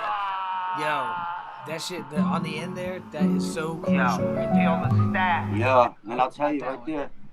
No, I'll tell you right now. You know, shots out one Imminent Productions on that beat. No, that's actually a J Slug 500 beat. Oh, that word? is a J Slug 5. Yes, it is. J Slug 500 made that beat, and one of the first beats I bought from him. And but I had put it aside because it was like it's a dark type of beat. You know what I mean? In the sense of like the rhythm of it. You know what I mean? And that's why right when when this all occurred, I went right to that beat. I was like, I know the fucking perfect beat. You know what I mean? And I went right to it. So J Slug, that's a J Slug 500 beat. He was the recording engineer. Of course, you're the mixing and Casey the mastering. You know what I mean? But everybody plays their part. Imminent, Teal the Stack, J Slug 500, Cracker Rican, Casey. See, everybody plays a part to make a song. So artists, when you're out there, don't forget that. Don't leave your people out. You didn't make that fucking song. You wrote it. You sung it. It's your song. But you didn't make the. It's your song, but the beat's not yours. Yeah. The mixing's not yours. The mastering sure shit ain't yours. You know. So give But- credit where it's due, people. For real. Please do tip your Yeah, that's engineers. Tip your people. Tip your people. Bring your people along. Give them their credit at least. If it's not monetary, Yeah. their name should always be attached to that. I think. Yep. Anyway. That's a fact. It should always Yeah. be attached to it, and you guys should definitely. I mean, it's You should be prevalent. giving money. I mean, I try to give money. It's prevalent amongst all artists that I've found. Like they're always trying to edge somebody out, even if it's like, Take yo, all the credit. why take all the Selves credit? deserve. Yeah. I guarantee when I talk to right. When I talk to people about this exact thing, like, you know, how they structure their releases and so on, they're not even concerned about the other people that were involved, like, at all. Even if you just give them credit, do you know how much? I mean, if you're gonna end up blowing up, you definitely want, everything, you know, man. Your name everybody. on something dope is everything, bro. It This really is a is. creative outlet, and that's what we're here to do. Is create. That's what God does. Is create. Anyway, so we'll break down this track. You know, so I say, you know, I knew the perfect beat to go to was the J Slug 500 beat, because I'm sitting there on my floor. I lived in Avondale. You know, so I'm on the 3rd floor by myself. I probably hadn't seen or talked to another person at this point when I wrote this song, in at least a month. You know what I mean? I'm working my dick off, but I don't really trust people, so I'm not talking to people and telling them anything. I'm just doing my carpentry and getting the fuck out of there for the day. You know what I mean? I'm not telling people who I am or conversating. I don't trust people, man. Right? And so I fucking haven't talked to anybody in a minute. I'm working my ass off, paying lawyers, this, that, and the third. I have no money in my pocket. I have no food in my refrigerator. You know what I mean? I am fucking alienated in the beginning stages of it, and it hurts. My mom was kind of sick, you know what I mean? And I'm arguing with my brothers a little bit. And so I literally have a gun in my mouth. I'm ready to fucking kill myself. I'm screaming at myself, you fucking pussy, you won't fucking do it. You won't fucking do it. You know what I mean? And by the way, people, I wasn't even writing an album called Mental Health ever. You know what I mean? Every single song on here was an individual moment in my life that really occurred. And the song is the byproduct of that moment. And so I took the gun out of my mouth. And I thought about, you know, just my daughter, really. So I'm going to do. What am I going to do with her? What's she going to do without me, man? She's going to need me one day. One day she's going to fucking love me again. And so I took the gun out of my mouth, man. And I looked at it, and I was like, and I put the beat on. And I fucking wrote that song, boom, through the whole night. Went to work in the next morning. I didn't go to sleep or nothing. I don't sleep, you know what I mean? But back then, I was like fucking days and weeks on end. I was like no sleep, dog, because it's everything going on, stress and nightmare. It's fucking impossible, bro. That's a lot of people. It's post-traumatic stress disorder. It's a serious thing. It really You know is. what I mean? You know, it is a traumatic event to lose your kids, whether it's because you might as well. Yeah, it wasn't even losing kids, man. I'm talking fucking. Now I'm fucking going to a trial of my life. I'm facing 20 years in prison. Okay. Yeah. I'm spending $100,000 on a fucking criminal lawyer, $30,000 on a fucking divorce lawyer. My kid's not allowed. I have a supervisor to have my kid. I go from having mad money in my pocket, paying little for a house I owned and was building in and putting into, to renting some fucking shithole that's costing me 3 times what my fucking mortgage cost me. Yeah. You know what I mean? And I'm working twice as hard now. I've always been a hard worker, but I'm working twice as hard now. Actually, all this crazy shit, bro. And I still have nothing. I don't even have food in my fridge, bro. You know what I mean? I'm stealing fucking donuts in the morning when I get the coffee. You know, I mean, I wasn't to the point where I was stealing coffee like I sometimes do now, but I was stealing the donuts, a couple of donuts, you know what I mean, to eat. Cheeseburgers, the frozen cold cheeseburgers, so I could warm it up in the mic later. You know what I mean? I'm not proud of that shit, but it is what it is, because is it wrong? I gotta eat too, man. Like, if I don't eat, then I'm not going to survive. And in nature, survival is key. That's what we're here for. Surviving. Nature survives. And so, is it wrong? No, because there's an abundance of fucking food sitting there. Again, giving and taking. And so, you know, so I that's the point I was at. That was the closest I ever came to killing myself. You know what I mean? For real. Like, I had wanted to before, and I talked about it. I said, this would be nice. I don't care if I live or die.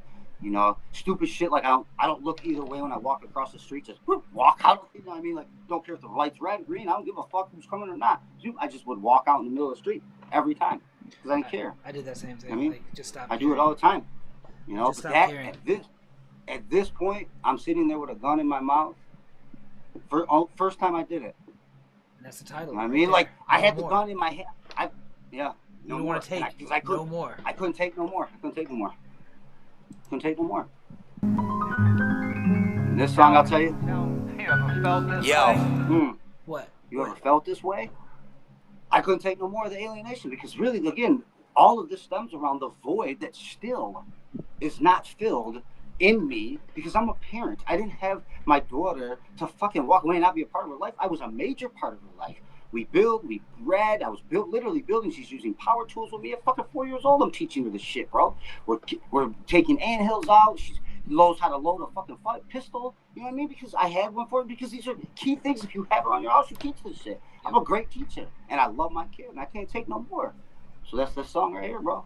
When you put those together and then they're taken away, you ain't gonna take no more. There ain't no more you can't take. The void. Any alienated father out there that's lost their child because of some pinche fucking madre, you know what I mean? It's pinche madre is the void is unfillable. There is nothing. Drugs, nothing fills it, bro. Nothing fills it. That's what I got. Music is the only thing that fills it for me. It does. Yo, that's a real thing. Because it's my raw lyrics. It's raw me, man. All my lyrics are raw like that, though. If you think about it. Well, I mean, you're doing what hip hop has done since the beginning, which is speaking your experience. You're speaking your experience, and you're giving people your version of the truth, which is your experience. And that's where I feel like hip hop has really gone away from that. People are trying to go, they're fake it till you make it type shit. They're like, yeah, I got a jet, I got all the money, I got all the no, chill, y'all. Like, maybe you did fucking, they celebrate the death and the violence and so on. And it's like, y'all are celebrating your own demise. Don't lower yourself. That's right. And I know that people live that life, but there is aspirations. If you're gonna fake it till you make it, fake the other side. How about that? Yeah. Because that's a more. Do you want to end up in one of those places? No. All right then. Fucking. Who wants to end up dead, prison, or staying asylum? Because that's where most people in this situation are gonna end, man. Yo. That's facts, bro. A lot of people end up there anyways because that's how society's set up. But that's another topic. And that's what I did with my wife. Went ahead and painted me a version of what I had made this piece of art, and it was Call of the Void, because it's that want to die, and it's always calling, and it's forever calling. Like, and if you've ever stood on the side of the top of a roof and like looked over and been like, what if? Like, it thought about it, or if you've ever been in your car just driving, you're like, what if? Like, all those thoughts, that's the call of the void. And so I'm going to show that while we're listening to this track. Yeah. Shout out to Jess. Love you, baby. Yo, I hate life. How about you? Can't take much more of this shit. I think that I'm through. I'm sick to my stomach. Like the fuck it off flu. It's fugazi on you. It can get crazy, hectic. Yeah, that's true. It's not amazing. Don't get sweat. 1 minute you here can be gone in a second. Stress about what? Your existence that sucks. It's your bad decisions that left you fucked. Lack of persistence got you in a rut. I don't need your assistance, I'm good enough. And for you to cry boo-hoo, fuck it. Swallow a cup of Hennessy and pursue. Life can bring plenty of nonsense, it ain't due to you. My rhyme's intense, son, I hope I get through to you. Who knew what life was new to you can build or ruin you. Just choose what you wanna do. Fuck them demons that's pursuing you. Don't feel inspired to write down my plans anymore. Knowing you ain't got the answers to this jam anymore. Knowing your words are selfish thoughts I can't handle no more. I'm through, so let's settle the score. For sure, damn, I can't stand no more. Uproar, man, I can't handle the law. It's a scam, the plan is to push you to the floor. It's impossible to soar. I suck at life, can't get it right, I fight and I fight. I wish I would've taken flight. I slit my wrists and end this bullshit. Put this AK-47 to my lip with a full clip. Blah, who miss me? Nah, don't kiss me. I don't want your affection, I'd rather say fuck it. Head down the wrong direction, forgive me, I'm just being honest. I can't take much more of this, I promise. I could vomit, cause I ain't shit in people's eyes. I try, but I'm failing inside sometimes. I wish I wasn't alive, I died. But there's too much greatness to shine. I'm the jewel of my daughter's eye. Don't feel inspired to write down my plans anymore. Knowing you ain't got the answers to this jam anymore. Knowing your words are selfish thoughts I can't handle no more. I'm through, so let's settle the score. Dear diary. And I'll tell you the funny thing about that, Crack, that last line. You in there?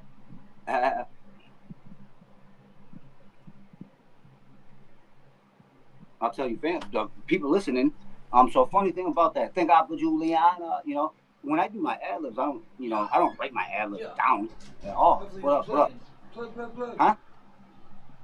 Huh?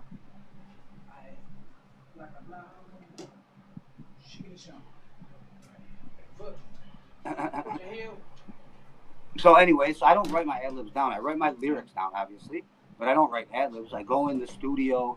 And when I'm in the studio, you know, I do my ad libs right there on the spot, Johnny on the spot, you know, and I normally do a take or two and kind of pull what's cool, and that's that. You know what I'm saying? So with the ad libs, thank God for Juliana, that's an ad lib. And so when I said that, I walked out of the booth. I looked at Slug because he was my recording producer, you know, recording engineer and producer. I was like, man, I got to go back in there. We got to take that shit out, son. He's like, take that out? He's like, bro, that's so fucking powerful. I was like, what do you mean, dude? He's like, you know, you're talking the whole song, he says. The whole song, you're talking about how you can't take no more, you hate this. And I can see it in you because he knows me. He's like, you are to the last brink in the recording. He's like, you know, but I would go there to get out of my head. So he knows, he's like my boy, you know what I mean? And he's like, but that's the shred of hope even in your torn fucking mind and soul. That's what came out of you. He's like, don't take that shit out. That's you. That came out in the song. That's you. We're leaving that shit in there, bro. I was like, I don't know, Slug. I don't want to see my daughter's name. He's like, fuck that. Yeah. And so I agree with him. And I agree with him now too. You know what I mean? I learned a lot from Slug, man. I really did. I found my style with that motherfucker. So. And that's why I'm glad. I was actually going to mention that is that like, you have the craziest ad libs and the craziest recording process out of anybody that I've ever worked with. Which was if you had started, you know, working out of my studio, I would have tried to like been like, yo, I mean, like that's no, nobody does it that way. I would have tried to change it in some way, and he just like let you grow. It, you know what I mean? No, you wouldn't have changed it. But he did let me grow. You even if you don't agree with somebody or whatever in your future works, you're gonna be like you're gonna keep it in your mind. You're gonna be like, I don't do that. Exactly. No, Slug, and I'll tell you what's awesome about J Slug 500 because he's a phenomenal beat producer. Number one, he's a dope ass rapper too. On God, is he? See, I never heard anything. Spits. Are you kidding me? We used to get in freestyle sits sometimes. Bro, he spits bars, son. J Slug 500 spits bars, dog. He makes dumb ass beats, like stupid ass beats, and he's a meme. This motherfucker, that song right there was an hour. We go in, record it, we would do the thing, and he would work with me. And he took his time and patience. Like, no, look, you did this, and he would point it out to me. I explain it, you know what I mean? Okay, so try it this way. You know, think of it this way. Keep the same energy. We're gonna pick up 3 bars before, rap with it, so when the piece hits, you're already in full TO mode. I was like, all right, you know, and he really fucking helped develop me in a sense. I was already there in the rough, but he was like, he took his compassion for music because he's an absolutely dope musician, period, all the way around the board, absolutely. And he was like, this kid's doing something unique because he would say that to me all the time, bro. He would say, you're painting pictures, bro. Nobody comes in here in the studio and this. I every song I'm like, damn, man, I'm making me think about it. I can see the imagery in my head. I was like, word, I hit the spot with you then, son. Like that's what I want people to be able to say. Thank you. You know what I mean? And he's like, and here's how we can get you, like, and he would suggest things. And he would let me do things and be like, yeah, that sounds good. And he would be 100 with me. Nah, I don't like that. I don't fuck with that. And I'll say, okay, let me. Or if I loved it, he would keep it in. But he really didn't let me keep shit in because he's like, no, we're going to build TO. And he didn't let me do features with people that sucked. And he didn't let me keep whack shit in my songs. Dude, he didn't. I'll tell you, that's the death of any rapper is doing a bunch of songs with people that are subpar people. Yeah, below you. They're just below you, or they're even just completely that different. Like it's fun to get on a track with somebody that's in a different lane, but if they're not up to par, to par, then they gotta be up to par in their own goddamn lane. Yes. You know what I mean? We gotta be speeding along each other on the highway and by the median, but we gotta be scoring the same speed. Yes. Facts. That's the only way. And so Slug really let me find myself, and it's under the song "No Apology" is where I really found Teal Stack. Like when I recorded that song, which is probably about 2 months into recording, maybe 10 sessions, 4 hours a pop, so 40 songs. What about what? I don't have anything for Dear Diary as far as like it's one of my favorite songs. Well, Dear Diary is what it was. Is I'll tell you, play it. Did you record that one in my house? No. Most all the album is recorded with Slug at Salt Mine or Gas Labs. Which one did you do? Phoenix. I remember you doing. I did the newer ones. We did I know we did the other album. Last track, we did Mental Health Joint. Right. We did Die, the one Die. I wanna find Die one day. Right. The freestyle at the end. All the skits. The skits themselves, like that's when we get to the next one. We had a major part. Yeah, we're gonna get to the next one when we get to that because we're actually what we're gonna do is we're gonna break this into 2 parts because there's always so much to mention. Oh yeah, we gotta break this into 2 parts. Yeah, because there's no way, and so like I mean I could sit here and we could go through it, but we break it up, but we just gonna do it like this so we can keep the message running. Dear Diary though, what There you go. Run with it. I'll explain it after. Right, cool. Yeah, I'll explain it after. Like you said, I'll explain it after. So you get the context. Because this is true too. This is all true. Dear Diary. It's called a journal for men. Dear Diary. I don't know. Dear Diary, I hate you so much. Why you lie to me? Feel so lost and out of touch. These entries keep trying me. Starting to be too much. How could you keep denying me and take it to the cusp? These pages keep lining me up. Ink smear like blush.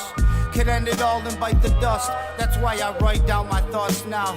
Cause it's so tough, so we don't paint the wall with words. A masterpiece that sucks. Could end it all, who give a fuck? That's rough. Feel life slipping out my hands clutch. Erase the penciled in phrases you jotted down. I think I've had enough. The positive stuff you told yourself was just a bluff. Dear Diary, I scribe these words deep inside of thee. Cause I can't lie to you and me. It's written in black and blue. I'm listening and asking you, how can Teola Stat make it through? Dear Diary, nobody cares so I pipe down. Shit, we barely living right now. I'm falling earthbound.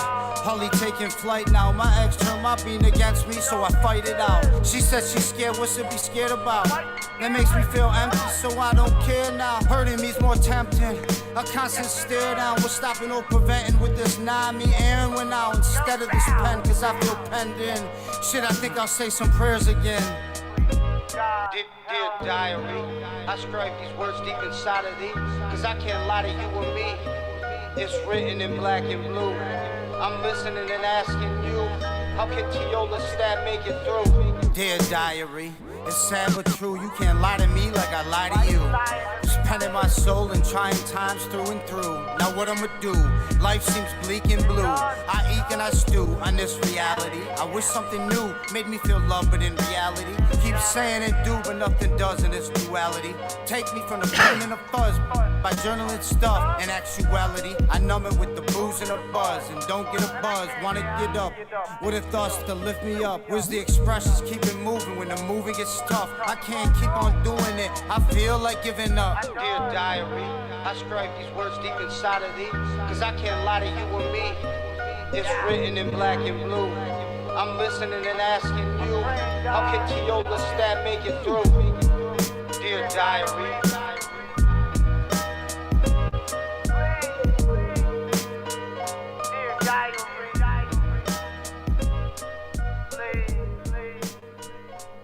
Hey, Doc, thanks again for seeing me on such short notice, man. I really appreciate it. I want to get this thing kind of moving for me.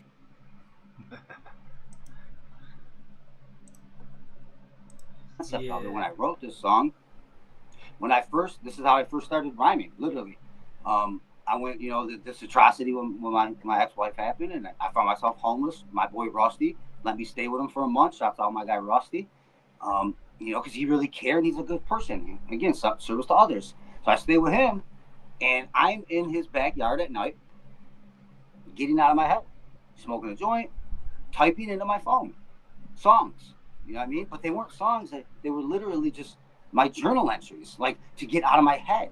And I was rhyming them somewhat so because, it's creativity, and I found pleasure in doing that. Like, well, that's kind of cool. It sounds cool because I've always liked hip hop. I've always spit bars since like 4th grade, bro. You know what I mean? And so it's already natural to me. So I was like, oh, I like this because it's making me think about how I feel, right? So that's what you're doing in your journal entry, right? That's what you're doing in the diary entry.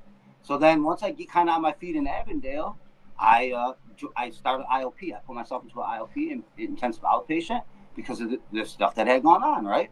So I could be around other people, talk with other people, get to see other people feel like this and what they do and what I can do and compare and contrast. And I had a great doctor, And so I loved it. I loved going to the IOP. And so I wrote this song because she had said one of the techniques, keep a journal entry. I was like, man, don't. I said that. Man, don't keep journal. That's fucking gay. Diaries, they keep journals. That's fucking gay. She's like, well, do it a journal entry or, make something creative like you are.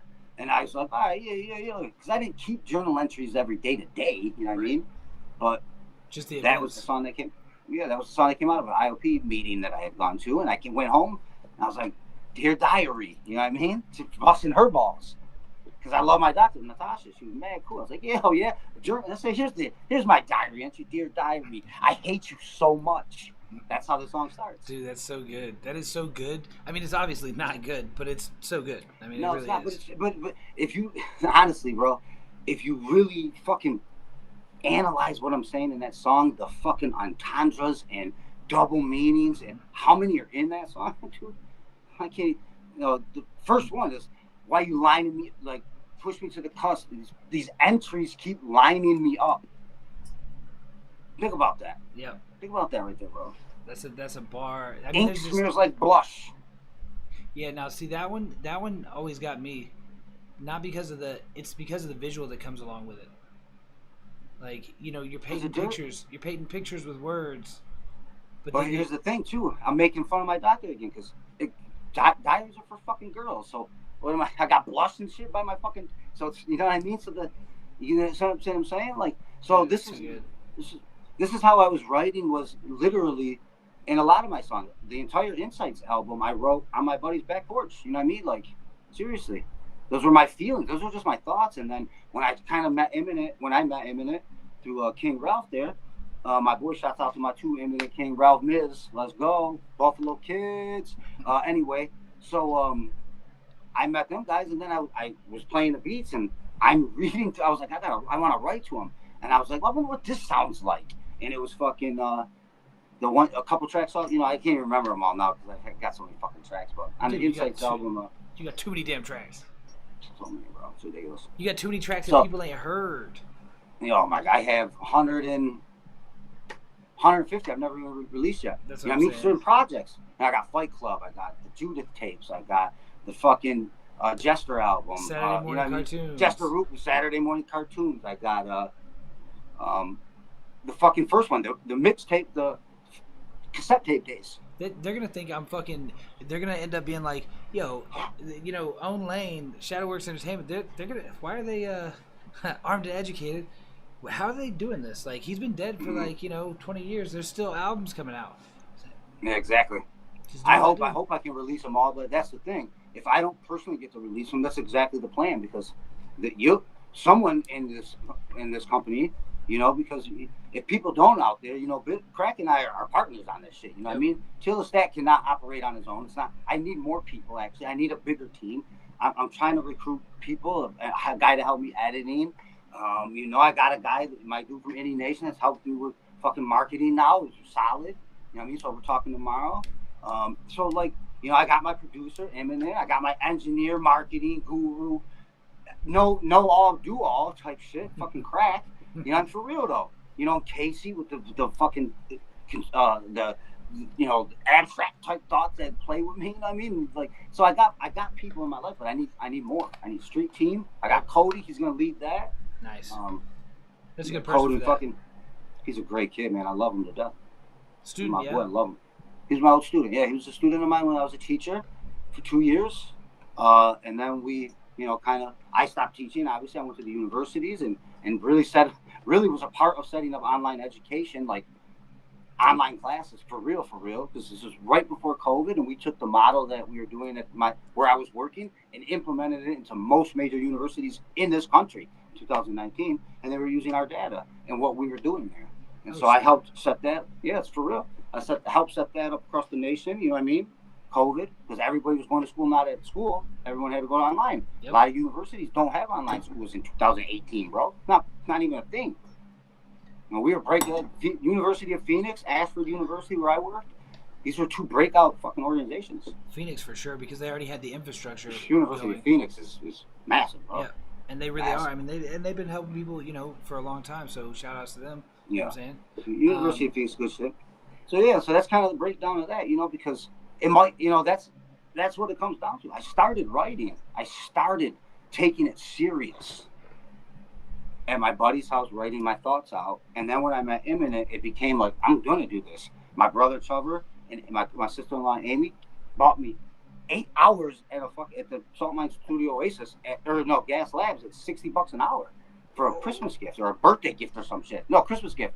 This was December that I recorded my first time, 22.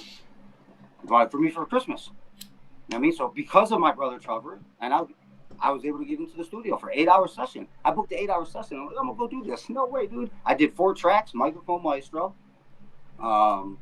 Judith, No More, and one more, the one off the Insights album. First 4 tracks I recorded. That's insane. And that came back next week. Slug was like, man, I'm tired. I'm like, I'm fucking tired too, bro, because we were kind of partying. Yeah. We'll come back next. And then it was an every weekend thing, every Friday from December of 2022 until I went fucking up to Surprise when I was living with the fucking with a Fanuc there. You know what I mean? Yeah. For real though. You know what I mean? Fucking Fanuc. So that was fucking June, July. That was April, June of 2023. So every Friday from December of 22, over a year, bro. Every Friday I would go. Me and Slug would go to Salt Mine Studio Oasis. I would buy 4 hours of studio time, and I'd knock 4 tracks out, 3 tracks out.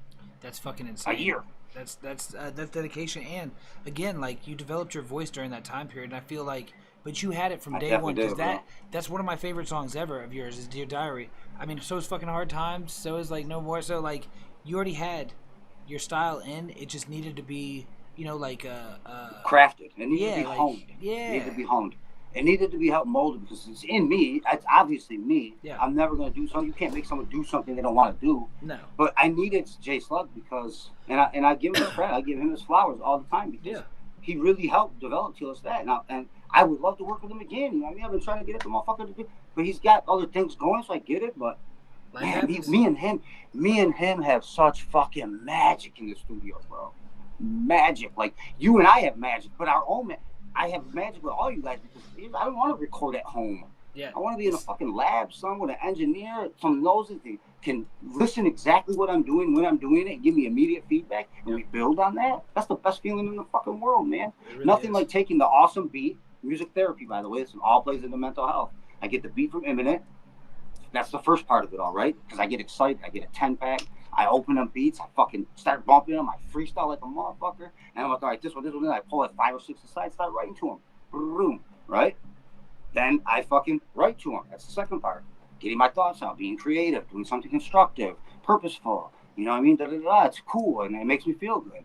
And then you go to the studio and release that energy in the booth, right? And that's what the song becomes a song with the engineer. Because I don't know, had I been recording myself first off, I don't know what the fuck I'm doing, dude. Bro. How would I know? Boy, I download GarageBand or BandLab. I got BandLab now, but like, download BandLab to do what to it? I would have probably spit right into the phone with no microphone, and that would have been what I released, you know what I mean? Type shit, bro. But no, instead you have these fucking masterpieces that are right off the, they're fresh off the press. They're fucking, and they are to the press, you guys. So go ahead and, get them when you see them. Pre-order right now. Mental Health Despondent Edition. Mental Health Despondent Edition, yeah. It'll be on tape, cassette. It'll be tape, cassette, CD, and vinyl. Everyone that buys a copy, if you buy the CD or tape, you get the free mixtape. I need help. You know what I mean? Mixtape. And if you buy the record, because it's a little more, unfortunately, and so I can start controlling it all, I can drop the price. But I got to use people, and it's going to be a little more. But it's a dope album. It's going to come with, okay, the record is the entire Despondent Edition. It comes with the mixtape for free. It comes with other tracks with it, just to throw in for them, and artwork, additional artwork that you're not going to get in both the tape or the cassette. Probably not even released on social media because I got so much artwork and shit for days and days and days, video and pictures, bro. You know that as well as I do. I know. 90% of it I'll never be able to use, and it's like there's so much dope shit in there, bro. Dude, I got some cool shit there. There's so much art. There's so much art. Like that's like you say, that's the convergence. That's the abstract convergence. Abstract convergence. Let's face it. That's this right here. That is this right here. Think of this right here. This is the Mental Health tape in the eyes of face. Oh. Dirty. Look at that, dude. Dirty. That is a fucking gully shirt, dog. Yeah. Hand painted. Shit, them shits is fucking, they are. That shit is fire, bro. And they're gonna be coming out. I'm pretty sure Face did something. I said he could. Well, then check out Faces. Check out Faces, because those are one of ones. You're never going to get them anywhere else. Faces is the only person that is allowed to use that image. Period. Besides myself, you know what I mean? Faces is the only one that can use that. Period. So if you want a shirt like this, hit up Faces 613519. There we go. I was trying to think of it. Yeah. Hit him up, bro. So he's dope. He's so dope. So we got you got art, you got music, you got the visuals to go with it. That is the convergence, isn't that? Abstract convergence, where reality emerges and combines. I write my rhymes. Face paints is out. I write my rhymes or something. I have a whole freestyle for that too, bro. Well, you know how we like to go out. I didn't let you know what this was either.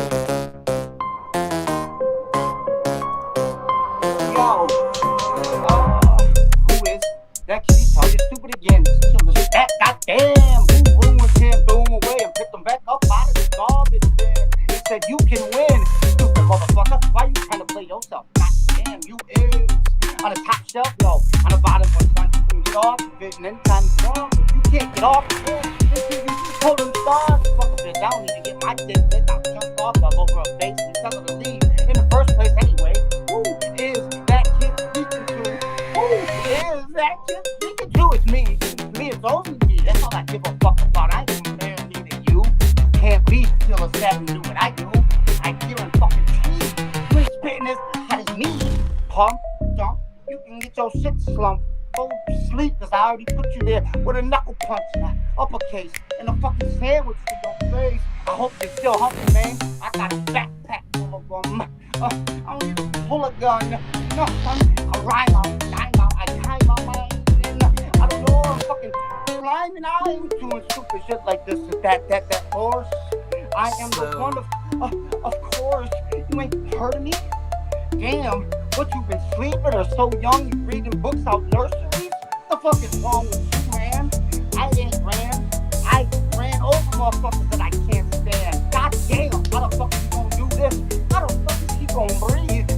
Man, I barely have, and I can't. I need some oxygen, and I need a little cocaine too, so I can keep my heart going until after school. Cause I ain't been asleep in a few, and I still been working, and brain flows, and doing all the content you see on me, Heal Show. Oh, yo, him.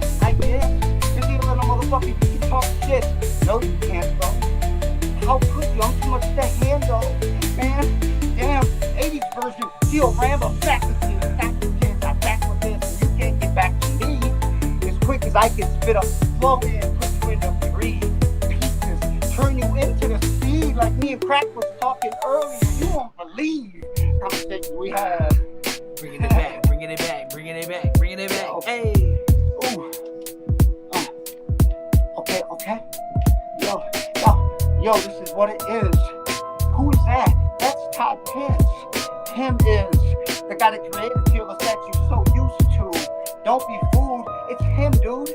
He just has a split personality. Shut the fuck up, Todd. Why you talking shit to me? Man, I wouldn't believe you is on an interview talking about Fearless. That ain't cool, man. What's wrong?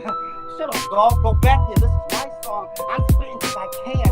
I am Todd Pitts, Mr. Pitts, and old kids that knew me when I was filthy glitch. Oh shit, no shit. Yo, you ain't got no boards. Fearless that now, bitch, for board. And I'm in it, and I'm gonna move, and I ain't losing nothing. I'ma take it over. I'll prove it to you. Prove what to me, dog? I raped you. I made you up. I could erase you, take you out. What? You ain't got shit on the kid. Remember, to the day you die, it's always Todd fucking Pitts. Todd fucking Pitts. Pitts. No, I'm not the sad. I'm your fucking dog. I'm Todd Pitts. I'm Todd Pitts. No, I'm not on the sad. Son, I'm your fucking dubs. You want a little bit of love? Yeah. That shit went hard right there, bro. Yeah. Going in, That going went in. hard. There's Woo. we got the I can recordings. feel. We got that. I can feel that shit went hard, bro.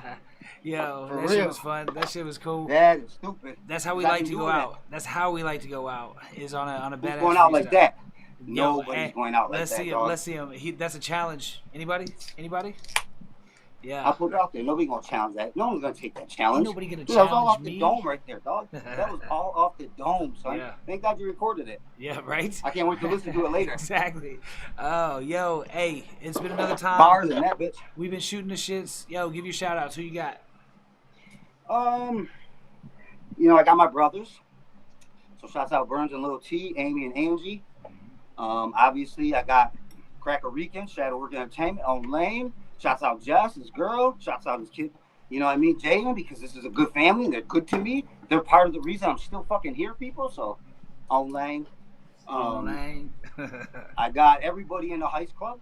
Shouts out to the Heist Club. My boy Lefty Pacino. Shouts out Left. All the DJs, DJ Mikey G, fucking DJ Ant One from Rhyme Report, Sixth Floor, Detroit Hustle, all the bars and beats. You know what I mean? So that's a whole gang of MCs. Like I can't even Katona P, fucking Mr. Ripley, Rulers Inc., fucking Imminent Productions, J Slug, my cats from Buffalo. You know, or from them was all Buffalo cats, right? King Ralph, fucking Miz. Lettuce, fucking you know, like Lettuce. You know, you got so many motherfuckers, man. I'm blessed, bro. I'm blessed. And, you know, I say this because I was talking to Left earlier on Instagram. And he is, you know, he commented on one of my reels. I was like, I appreciate it. And then he obviously hit me in the DMs because we got work together. We got crystal clear. And we're working on a tough joint right now, bro. You know what I mean? But I got a lot of new MCs too. Merge, fucking Streets the Villain, fucking Mad Dog McGraw. Shout out to Rap Nerd. Shout out to fucking Fire Chick. I mean, come on, son. Like, shout out to fucking Air It Out Radio. Shout out to DJ Unknown. He first to break no apology. I mean, like, people don't understand you don't do this shit by yourself. Facts. You know what I mean? And I'm blessed because, one, I enjoy this music shit that much. I'm willing to put my shit out there. I love building with people because I love people. You know what I mean? I'm a social studies teacher. I taught social studies for a reason. I'm fascinated with society and people within it. And people so I recognize build that well. I do, and I like talking with people because look at this is the time period in my life, guys, where I lost everything and everyone, and then all of a sudden I'm starting to write. Shouts out Max Osama, Goonies, Monster 357. How can I never forget them? Them are the fucking core of me. That's you know the what I mean? people.